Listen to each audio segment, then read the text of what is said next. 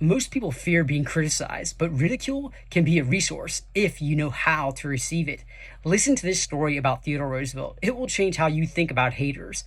In 1895, Theodore Roosevelt took over the most corrupt police force in the country, New York City. The root of the corruption? The saloons, which were forced to bribe the police and political bosses, but could keep selling booze on Sundays in return, in violation of New York law.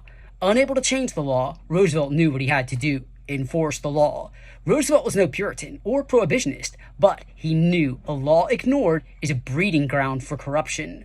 Unfortunately for the working people, most of whom worked every day except Sunday, the law was wildly unpopular. The workers had no part in the corruption or the saloon keepers' profits. They simply wanted to enjoy a drink with friends on their one day off. Roosevelt understood the political fallout that enforcement would provoke, but determined to stamp out the corruption, he forged ahead. Within weeks, 95% of saloons were closed on Sundays. As expected, it triggered a brutal backlash. "I have never been engaged in a more savage fight," Roosevelt confessed to an old Harvard friend. Outrage soon swelled into plans for a full-scale protest parade. When organizers sent Teddy a mocking invitation, hoping to trigger fear and humiliation, they were dumbfounded when Roosevelt gladly accepted the invitation. They assumed he'd never show, unable to bear the attacks. But Roosevelt was not the man they imagined. His sublime self-confidence could easily weather a literal parade of criticism.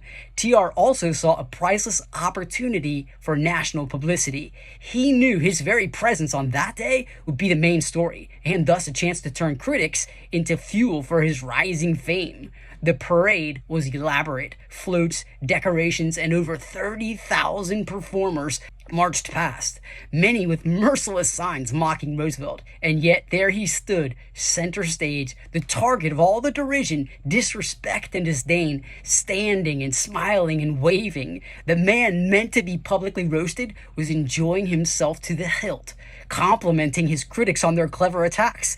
Even hostile newspapers had to admit that Roosevelt had stolen the day by delighting the crowds with his good-natured showing and cool handling of the affair. It looked almost as if the whole affair were in his honor, wrote the World, and the long lines to whom he bowed took off their hats in salute.